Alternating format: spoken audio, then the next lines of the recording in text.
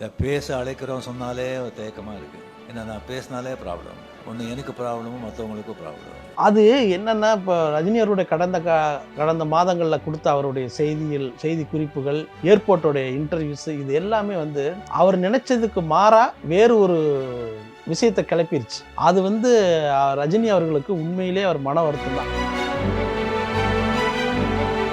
நம்மளை பிடிக்காதவங்களுக்கு நம்ம என்ன செஞ்சாலும் எது பண்ணாலும் பிடிக்காது. நம்ம பிடிச்சவங்களுக்கு நம்ம என்ன செஞ்சாலும் எது பண்ணாலும் பிடிக்கும்னு நினைக்கிறது முட்டாள்தனம்.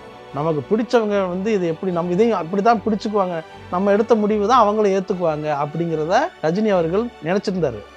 ஆனால் கடந்த மாதங்களில் ரஜினி அவர்களை நோக்கி எழுப்பப்பட்ட விமர்சனங்களையும் கேள்விகளையும், இந்த தேர்தலுக்கு பின் நடந்த பல்வேறு சம்பவங்களுக்கு அவர் பதில் சொல்ல வேண்டிய நிலைமை வந்ததையும், இது எல்லாம் ரஜினி அவர் ரசிகர்களுடைய மனதை வேதனைப்படுத்தி இருக்கிறது. அந்த வேதனை ரஜினிக்கும் தெரிந்திருக்கிறது.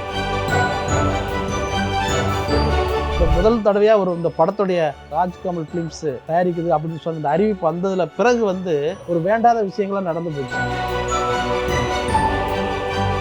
கமல் அவர்களுக்கும் சிம்ரனுக்கும் ஒரு நல்ல ஒரு ஜோடியாக இருந்தாங்க. படங்கள் நடிச்சிட்டு இருக்கும்போது பெரியதாக கிசுகிசுலாம் வந்தது. மற்றவங்களுக்கு அந்த மாதிரி கிசுகிசு வந்திருந்தா உண்மையிலே அவங்க பதட்டப்பட்டிருப்பாங்க, கோபப்பட்டிருப்பாங்க. ஆனால் கமலஹாசன் என்ன பண்ணார் அப்படின்னா, தன்னை நோக்கி வந்த அந்த கிசுகிசு செய்தியவே என்ன பண்ணிட்டாரு, அதை படத்திலே வச்சுட்டாரு. இந்த தர்மன்கிற ஒரு பேர் இருக்குல்ல, இந்த பேர் வந்து ரஜினி அவர்களுக்கு ரொம்ப பிடித்த ஒரு பேர். என்ன சொல்லனா, அவருடைய நெருக்கமான நண்பர் இயக்குனர் திரு ராஜசேகர் அவர்கள் வந்து தர்மதுரை படம் எடுத்தார். இப்போ இருக்க ரஜினியுடைய சூழலுக்கும் அந்த படத்தில் வர்ற ஒரு காட்சியின் சூழலுக்கும் எவ்வளோ பொருத்தமாக இருக்குன்னு நீங்கள் பாருங்கள். அப்போதான்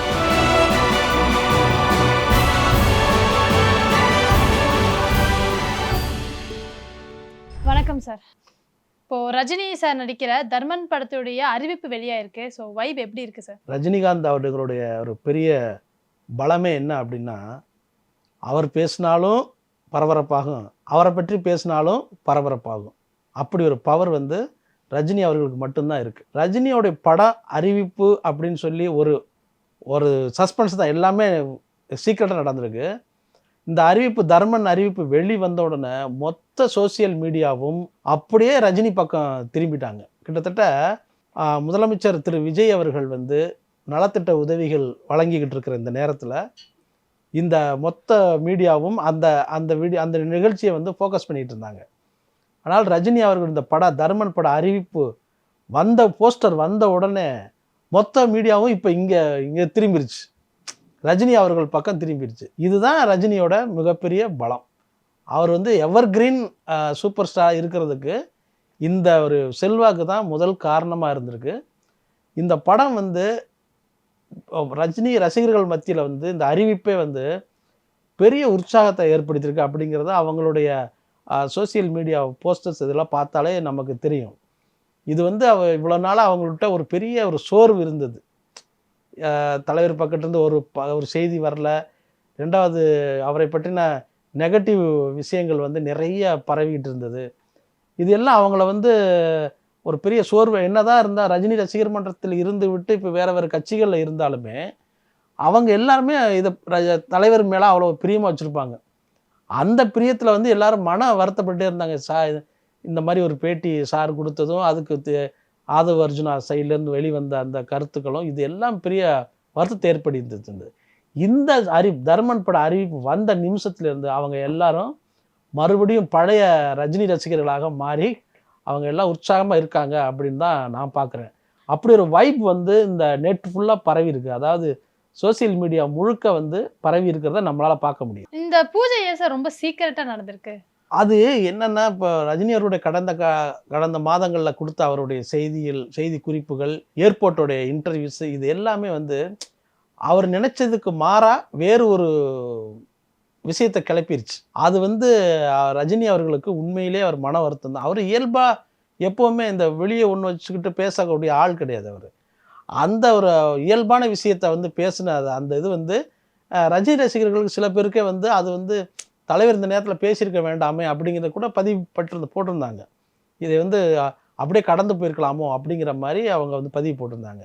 அதனால் இப்போ இந்த முதல் தடவையாக இந்த படத்துடைய கமல் வந்து ராஜ்கமல் ஃபிலிம்ஸு தயாரிக்குது அப்படின்னு சொன்ன இந்த அறிவிப்பு வந்ததில் பிறகு வந்து ஒரு வேண்டாத விஷயங்கள்லாம் நடந்து போச்சு. சுந்தர்சி அதுலேருந்து விலகிறதும், எப்போவுமே ரஜினி ரசிகர்களுடைய ரஜினி படங்கள் அறிவிப்பு மட்டும்தான் வரும். அதில் வந்து யார் யார் ஒர்க் பண்ண போகிறாங்க அப்படிங்கிறது தான் எதிர்பார்ப்பாக இருக்கும்.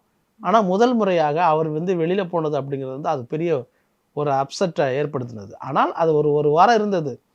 அப்படியான ஒரு சூழல் எதுவுமே வராமல் திடீர் சர்ப்ரைஸை பிளாஸ்ட் பண்ணால் எப்படி இருக்கும் அப்படிங்கிற மாதிரி தான் ரஜினியோட ஐடியாவை தான் இருக்கும்னு எனக்கு கண்டிப்பாக தெரியும். எனக்கு ஏன்னா இந்த மாதிரி விஷயங்கள் வந்து அவர் வந்து கொஞ்சம் சஸ்பென்ஸாக வச்சு ஒரு சர்ப்ரைஸ் பண்ணுறதுல, சந்தோஷப்படுத்துறதுல அவர் ஒரு தனி பாணியை கடைபிடிப்பார். அதனால தான் இந்த கூட்டங்களுக்கு வந்து பத்திரிகையாளர்களுக்கு யாருக்குமே தெரியாது. பல பேருக்கு அது தெரியாது. பெரிய ஒரு கடையில் விடிஞ்சு பார்த்த பிறகு தான் இந்த விஷயமே தெரியும். நைட்டாக அவங்களுடைய அந்த ஸ்டுடியோவில் வச்சு எந்தவித ப்ரெஸ்ஸு ஆட்கள் இல்லாமல் ஒரு கேமராவை வச்சு ஒரு விழாவை சிறப்பாக பண்ணிட்டாங்க. அதெல்லாம் ஒரு பெரிய குறை இல்லை. இந்த ஸ்டைலில் அந்த போஸ்டர் டிசைனே வந்து ரொம்ப உற்சாகத்தை ஏற்படுத்தியிருக்கு. நமக்குமே வந்து அது ஒரு பெரிய ஒரு மகிழ்ச்சியாக இருக்குது. ரஜினி அவ்வளோ ஃப்ரெஷ்ஷாகவும் ஒரு யங்காகவும் பார்க்குறது அப்படிங்கிறது வந்து ரொம்ப நல்லா இருக்கு. இப்போ இயக்குனருடைய பேரை வந்து கடைசி வரைக்குமே சொல்லலை, அதுக்கு காரணம் ஏதாவது இருக்குமா? முதல்ல வந்து கிட்டத்தட்ட ஒரு 5 பேர் இதை டைரக்ட் பண்ண போகிறதாக தகவல் வந்துருச்சு. அதாவது KS ரவிக்குமார், அதுக்கப்புறம் சுந்தர்சி, அதுக்கப்புறம் இன்னும் 2 பேர் சிபி சக்கரவர்த்தி, அதுக்கப்புறம் அஸ்வத்தா, அதுக்கப்புறம் ராஜ்குமார் பெரியசாமி. இதெல்லாம் ஒரு பெரிய ஒரு கான்ட்ரவர்சியாக போயிட்டு இருந்தது. ஆனால் நீங்கள் வந்து சிபி சக்கரவர்த்தியுடைய கதையில் வந்து அவர் கதை கேட்டுட்டு எனக்கு ரொம்ப பிடிச்சிருக்கு. பட் வந்து இது வந்து ஒரு லாங் டைம் ப்ராசஸாக இருக்குது. ரெண்டாவது ஒரு சென்சிட்டிவான ஒரு ஸ்டோரியாக இருக்குது. இதை வந்து நம்ம கண்டிப்பாக பண்ணலாம். ஆனால் அதுக்கு முன்னாடி வந்து நம்ம வந்து ஒரு அதாவது என்ன சொல்கிறது, குறுகிய கால பட்ஜெட், ஒரு சின்ன அதுக்கு சில நாட்கள் மாதங்களுக்குள்ளே எடுத்து முடித்து அதை ரிலீஸ் பண்ணுற அந்த ஐடியாவோட அவர் வந்து வேறொரு படம் பண்ணணும் அப்படிங்கிறதுக்காக அதை கமல்கிட்ட வந்து சொன்ன உடனே கமல் அவர்களோட ராஜ்கமல் ஃபிலிம்ஸ்லேயே அஸ்வத்துக்கும் தனியாக ஒரு ஆஃபீஸ் இருக்குது, அப்புறம் சிபி சக்கரவர்த்திக்கும் தனியாக ஒரு ஆஃபீஸ் போட்டு கொடுத்து நீங்கள் உங்கள் ஒர்க்கு பாருங்கள் அப்படின்னு சொல்லி இவங்க எல்லாம் ஒரே இடத்துக்கு போயிட்டு வந்துட்டுருக்காங்க. அதனால நீங்கள் யார் வந்து டைரக்டர் அப்படிங்கிறதுல வந்து யாருக்குமே தெரியாது. அதை பற்றின எந்த ஒரு தகவலும் இல்லை. ஆனால் அஸ்வத் தான் அப்படிங்கிறது கமலுக்கும் ரஜினி அவர்களுக்கு மட்டும் தெரியும். அந்த இதை வந்து சஸ்பென்ஸாக அவங்க வச்சுருந்துட்டு அந்த ஸ்கிரிப்டை வந்து நல்லா மெருகேற்ற வரைக்கும் அவங்க காத்திருந்துட்டு அதுக்கப்புறம் வந்து நம்ம வெளிப்படையாக சொல்லலாம் அப்படின்னு ஐடியா பண்ணதுனால தான் கடைசி வரைக்கும் அவங்க யார் வந்து இந்த டைரக்டர்னு சொல்லவே இல்லை. பார்க்குறவங்களுக்கு அஸ்வத்தும் கமல் ஆஃபீஸ் ராஜ்கமல் போகிறாரு, சிபியும் ராஜ்கமல் போகிறாரு, எல்லாம் அந்த மற்ற டைரக்டர்ஸ் அப்பப்போ போயிட்டு வர்றாங்க, யார் தான் என்னன்னு ஒரு கன்ஃபியூஸில் இருந்தது. இப்போ வந்து அந்த அஸ்வத்துடைய டிராகன் படம் வந்து ரஜினி அவர்களுக்கு பிடிச்சிருந்தது. அவர் கூப்பிட்டே வந்து பாராட்டினார் அந்த நேரத்தில். இப்போ அந்த கதையை வந்து முதல்ல வந்து ரஜினி அவர்களுக்கு கேட்டதும் திரும்ப எனக்கு கமல் அவர்கள் நீங்கள் கேளுங்க அப்படின்னு சொல்லி இந்த மாதிரி ஒரு இது ஆஸ்பிரேஷனில் இருந்தது. ஏன்னா யார் வேணால் டிசைட் பண்ணட்டும், கதை வந்து நல்லா இருக்கணும் அப்படிங்கிறதுல வந்து கமலுக்கு வந்து ஸ்கிரிப்ட் வைஸாக அவருக்கு நல்லா தெரியும். அதனால நம்ம கதை மட்டும் லைன் மட்டும் கேட்போம். அவருக்கு வந்து அவர் டைரக்டராக ஃபுல்ஃபில்லாக இருக்கார். அதனால் அவர் கேட்கட்டும் சொல்லி கமல்கிட்ட ரஜினி மறுபடியும் அனுப்பி வச்சு அந்த கதையை வந்து கேட்டால் அப்படி தான் அவங்க வந்து ஓகே பண்ணாங்க. அது வரைக்கும் இந்த கதை யார் டைரக்டருங்கிறது சஸ்பென்ஸாகவே இருந்தது. அஸ்வத்துக்கே வந்து எப்போ எடுக்க போகிறோம் அப்படிங்கிறது தெரியல. ஆனால் இவங்க 2 பேரும் அதை டிசைட் பண்ணி அறிவிச்சது தான் பெரிய ஆச்சரியமாக இருக்கு. இப்போ கதை கேட்ட உடனே கமல் சார் என்ன சொன்னார்? கமலுக்கு வந்து இந்த கதை ரொம்ப பிடிச்சி போச்சு. அதில் அவர் செஞ்ச சின்ன சின்ன மாற்றங்கள் வந்து தான் ஒரு சின்ன சின்ன ஐடியா. இது வந்து இப்போ இருக்கிற ஜென்ரேஷனுக்கு வந்து அது வந்து ஒரு இருக்குமா அப்படிங்கிறது ஒரு டவுட்டாக இருந்தது. அதையும் அதை கிளியர் பண்ணிட்டாங்க. கிளியர் பண்ணி அதை அஸ்வத் மாரிமுத்துவோடைய அதை ஸ்கிரிப்டில் வந்து அதை வந்து ஃபுல்ஃபில் பண்ணியாச்சு. அதனால் இப்போ கமல் அவர்களுடைய ஃபுல்லாக என்னென்னா இந்த கதையை உடனே பண்ணணும். ரெண்டாவது இந்த கதைக்கு எவ்வளவு செலவு பண்ணாலும் அதை நாங்கள் செய்கிறதுக்கு தயாராக இருக்கோம் அப்படிங்கிற மைண்ட் செட்டுக்கு வந்துட்டார். குறிப்பாக வந்து ரஜினி அவர்களுக்கு கேட்குற எந்த விஷயத்தையும் உடனே செஞ்சு கொடுத்துடணும். அதில் வந்து எந்தவித அவர் சொல்கிற சின்ன சின்ன மாற்றங்களாக இருந்தாலும் சரி, செட் ஒர்க்காக இருந்தாலும் சரி, ஸ்பாட்டாக இருந்தாலும் சரி, எல்லாமே வந்து உடனே செஞ்சு கொடுக்கணும் அப்படிங்கிறத வந்து கமல் அவர்கள் உறுதியாக இருக்கார். அதில் வந்து டைரக்டருக்கும் அவர் வந்து இந்த விஷயத்த சொல்லிட்டார். இப்போது என்னென்னா, என்ன ஒரு படம் ஓமை கடவுளே, டிராகன் இந்த மாதிரி படங்கள் எடுத்திருந்தாலும் ரஜினிகாந்துங்கிற ஒரு மிகப்பெரிய ஒரு யானையை கட்டி இழுத்துக்கிறது போகிறது அப்படிங்கிறது அஸ்வத்துடைய வயதுக்கு இது ரொம்ப பெரிய பாரம் தான். அதை வந்து அவருக்கு வந்து எப்போவுமே இந்த இந்த ஸ்ட்ரெஸ் வந்து ஒன்று வந்துடும். அது ரஜினி படத்தை நம்ம டைரக்ட் பண்ணுறோம், இதில் எங்கேயும் மிஸ்டேக் பண்ணிடக்கூடாது, டைமிங் மிஸ் ஆகிடக்கூடாது அப்படிங்கிற இந்த குழப்பம் இருக்குல்ல, அந்த அழுத்தமே வந்து ஒர்க்கை வந்து பாதிச்சிடும். அதை வந்து அப்படி வந்து செய்யாமல் இருக்கிறதுக்கு கமல் நிறைய மெனக்கெட்டுருக்காரு. நீ அதை பரவாயில்ல, நீ என்ன வேணாலும் பண்ணிக்கோங்க, இந்த ஸ்கிரிப்டுக்குள்ளே உங்கள் ஒர்க்கை பண்ணுங்கள், பயப்படாமல் ரிலாக்ஸாக பண்ணுங்கள் அப்படிங்கிற அந்த தைரியத்தையும் ஒரு சப்போர்ட்டை கமல் அவர்கள் கொடுத்ததால அஸ்வத் வந்து அதை வந்து ஃபுல்ஃபில்லாக பண்ணிட்டார். சிபிக்கு இந்த விஷயம் நடந்தது. சிபி அவர்களுக்கு வந்து ஃபஸ்ட் டைம் வந்து ரஜினி கதை சொல்லி போன உடனே கதை பிடிச்சிருந்தது. ஆனால் நம்ம ரஜினி படம் பண்ணுறோமே அங்கே அந்த பதட்டமும் அவருக்கு வந்து அந்த இதுவும் வந்துருச்சு. அதில் வந்து ஸ்கிரிப்டில் கொஞ்சம் சின்ன சின்ன இது வந்துருச்சு, அது திருப்தி இல்லாமல் போச்சு. அப்போ வந்து தான் வந்து அவரை இவர் நம்ம ராஜமௌலியோடைய சித்தப்பா அவருடைய வச்சு கதை பண்ண வைக்கலாம், டிஸ்கஸ் பண்ண வைக்கலாம்னு சொல்லிட்டு அப்புறம் அவரை வெயிட் பண்ண வச்சு, நான் உன் படம் கண்டிப்பாக பண்ணுறேன், பண்ணாமல் இருக்க மாட்டேன், நீங்கள் அது வரைக்கும் கொஞ்சம் நல்லா ஸ்கிரிப்டை ரெடி பண்ணுங்க அப்படின்னு சொல்லி அவரை வந்து ஆஸ்வாசப்படுத்தி ரஜினி அவர்கள் அனுப்பி வச்சார். அதனால் அந்த படத்தில் வந்து சிபியோட படத்தில் கண்டிப்பாக இந்த படத்துக்கு பிறகு அவர் ரஜினி அவர்கள் நடிப்பாருங்கிறது மட்டும் உறுதி. அடுத்து கமல்ஹாசன் அவருடைய படத்துல வந்து சிம்ரன் ஒரு காலத்துல 2 பேருமே வந்து ரொம்ப ஜோடியா நடிச்சாங்க. ஸோ அதை பத்தி என்ன நினைக்கிறீங்க சார்? கமல் அவர்களுக்கும் சிம்ரனுக்கும் ஒரு நல்ல ஒரு ஜோடியாக இருந்தாங்க. அவங்க நடிச்சுக்கிட்டு இருந்த படங்கள் நடிச்சிட்டு இருக்கும்போது பெரியதாக கிசுகிசுலாம் வந்தது. மற்றவங்களுக்கு அந்த மாதிரி கிசுகிசு வந்திருந்தா உண்மையிலே அவங்க பதட்டப்பட்டிருப்பாங்க, அதை வந்து கோபப்பட்டிருப்பாங்க. ஆனால் கமலஹாசன் என்ன பண்ணார் அப்படின்னா, அந்த அந்த தன்னை நோக்கி வந்த அந்த கிசுகிசு செய்தியவே என்ன பண்ணிட்டாரு, அதை படத்திலே வச்சுட்டார். அதாவது உன்னோடு காதல் என்று பேச வைத்தது நீயா இல்லைனா அப்படின்னு அந்த படத்திலே அந்த பாட்டாக வச்சுட்டார். ஊரெல்லாம் வதந்தி காற்று பரவ விட்டது நீயா, உன்னோடு காதல் என்று யார் சொன்னது, இப்படி வந்து பாட்டாக வச்சு அந்த பாட்டு செம ஹிட்டு. ஸோ அந்த அந்த லவ் மூடை வந்து வெளியிலேருந்து பேசப்படுற தகவல்களை வந்து அதை சட்டை பண்ணாமல் அதை கலை வடிவமாக மாற்றின அந்த மாதிரியான ஒரு மைண்டு வந்து கமல் மாதிரியான ஒரே ஆளுக்கு தான் வரும். ஸோ இப்போ அவ்வளோ நாட்கள் கழித்து சிம்ரன் இதில் நடிக்கிறாங்க அப்படிங்கிற சொல்கிற கமல் படத்தில் நடிக்கிறாங்க அப்படிங்கிறது ரொம்ப இயல்பான விஷயம். ஏன்னா ஒரு நல்லா ஆக்ட் பண்ணுறவங்கள பார்த்தா பொறாமப்படுறவர் நான் மேடையில் சொல்லுவார் கமல் அவர்கள், இவர் நடிப்பை பார்த்து நான் ரொம்ப பொறாமப்படுறேன் அப்படின்னு சொல்லுவார். அவ்வளோ பெரிய ஆள் வந்து அப்படி இறங்கி வந்து பேசும் பொழுது அப்போனா அவருக்கு வந்து அவங்க மேலே ஒரு மரியாதை இருக்குன்னு அர்த்தம். அப்படி தான் சிம்ரன் அவர்களுடைய ஆக்டிங் மேலேயும் கமல் அவர்களுக்கு ஒரு பெரிய மரியாதை இருக்குது. அதில் இந்த படத்தில் வந்து ரஜினி அவர்களுடைய மனைவியாக இவர் சிம்ரன் நடிக்கிறாங்க. அப்படி ரஜினி அவர்களுடைய பேச்சில் வந்து பொடி வச்சு பேசுறதா இருக்கு அப்படிங்கிற மாதிரி சொல்கிறாங்க. ஸோ அது எப்படி சார் இருக்கு? ஆமாம், அவர் வந்து இந்த பேசும்போது நான் என்ன பேசினாலும் பிரச்சனையாகுது அப்படிங்கிறத சொல்கிறாரு.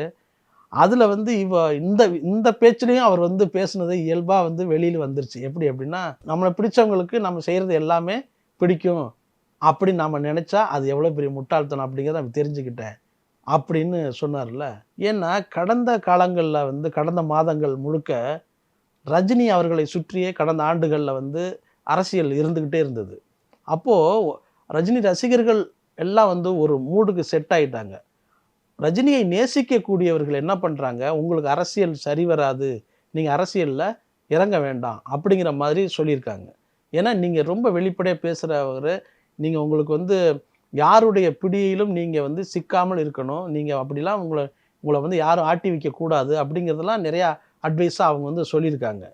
அப்போது சரி, அவங்க நம்ம மேலே அக்கறை வச்சுக்கிட்டு நமக்கு சொல்கிறாங்க அப்படின்னு அவர் முடிவு எடுத்துட்டார்ல. நம்ம மேலே அக்கறை வச்சு சொல்கிறாங்க, நாம் எடுத்த முடிவு கரெக்டுன்னு அவர் நினச்சிட்டார் இல்லையா.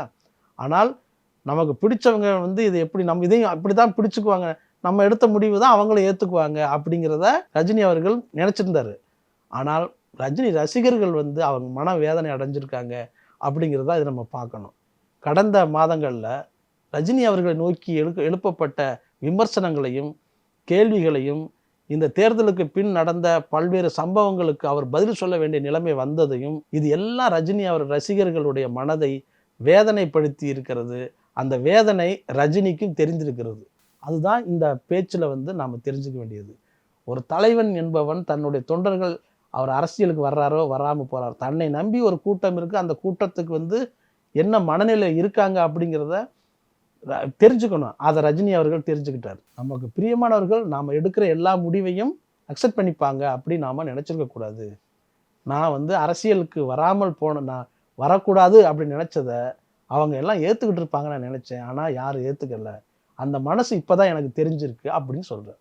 இதுதான் ரஜினி அவர்கள் பேசிய பேச்சில் வந்த மிகப்பெரிய அரசியல். இது வந்து வெளியில் எப்போனா பேசிடக்கூடாது அப்படின்னு அவர் ரகசியமாக சொன்னார். அந்த ரகசியம் நமக்கு தெரிஞ்சு போச்சு. இதுதான். ஏன்னா நான் வந்து ரஜினி ரசிகர்கள் கூடயும் ரஜினி ரசிகர் ரஜினி மன்றத்தில் இருந்த நிர்வாகிகள் கூடவும் விஜய் அவர்களுடைய மன்றத்தில் இருக்க நிர்வாகிகள் கூடவும் இப்போ அமைச்சர்கள் இருக்க கூடவும் நான் நேரடியாக தொடர்பில் இருக்கேன். அதனால ரஜினி ரசிகர்கள் வந்து ஒவ்வொரு கட்டத்திலும் கடந்த இந்த 40 நாட்களுக்கு பிறகு அவர்கள் தங்களுடைய மனவேதனையை வெளியிட்டிருக்கிறார்கள். அந்த தகவல் வந்து ரஜினி அவர்களுக்கு தெரிந்திருக்கு. அதுதான் ரஜினி அவர்கள் இந்த நமக்கு பிடித்தமானவர்கள் நம்ம எடுக்கிற முடிவுகளை எல்லாம் நாம் ஏற்றுக்கொள்வார்கள், நம்ம முடிவும் அவங்களுக்கு பிடித்திருக்கு அப்படின்னு நாம் நினைக்கிறது எவ்வளோ பெரிய முட்டாள்தனம் அப்படிங்கிறத பேசியிருக்காரு. ஸோ இது இல்லாமல் ரஜினி அவர்கள் இந்த படம் வந்து ஒரு பிளாஸ்டாக அமையும் அப்படிங்கிறதுக்கு அவருடைய இந்த ஸ்டைலிஷான ஒரு ஸ்டில், இந்த மாதிரி ஒரு ஸ்டில் கொடுக்கறதுக்கு இந்தியாவில் யாருமே கிடையாது. ஏன்னா இந்த ஏஜுக்கு பிறகு ஒரு யூத்தை வந்து கனெக்ட் பண்ணுற மாதிரி ஒரு டாக்டர் ஸ்டில் வந்து கொடுத்துருக்காரு ரஜினி அவர்கள் கொடுத்துருக்காரு. அது வந்து எல்லாருக்கும் வந்து பரபரப்பாக இப்போ மாறிடுச்சு பாருங்க. தமிழ்நாட்டவே உலுக்கி போட்டுருச்சு இந்த பக்கம் மொத்த மீடியா வந்ததில். இந்த தர்மன்கிற ஒரு பேர் இருக்குல்ல, இந்த பேர் வந்து ரஜினி அவர்களுக்கு ரொம்ப பிடித்த ஒரு பேர். என்ன சொல்லனா, அவருடைய ஃப்ரெண்டு, அவருடைய நெருக்கமான நண்பர் இயக்குனர் திரு ராஜசேகர் அவர்கள் வந்து தர்மதுரை படம் எடுத்தார். இப்போ இருக்க ரஜினியுடைய சூழலுக்கும் அந்த படத்தில் வர்ற ஒரு காட்சியின் சூழலுக்கும் எவ்வளோ பொருத்தமாக இருக்குன்னு நீங்கள் பாருங்கள். அப்போ தான் ரஜினி அவர்கள் சொன்ன இந்த பேச்சினுடைய அர்த்தம் உங்களுக்கு புரியும். அதாவது அந்த படத்தில் அண்ணனை ஏமாற்றிட்டு எல்லா தம்பிகளும் போயிடுவாங்க, சொத்து இருக்காது, அப்படியே நிராதராக நிற்பார். அப்போ மது, அதாவது ரஜினியோட அப்பா சொல்லுவார், தர்மா நல்லவனாக இருக்கலாம்டா, ரொம்ப நல்லவனாக இருந்தேன்னு வச்சுக்க, இந்த உலகத்தில் சுற்றி இருக்கவங்க எல்லாத்தையும் பிடுங்கிட்டு உடனே தனியாக விட்டுருவாங்கடா, நீ ரொம்ப நல்லவனாக இருக்காதடா அப்படின்னு சொல்லுவார். அதுதான் இன்றைக்கி இருக்கிற ரஜினி அவர்கள். நன்றி, வணக்கம்.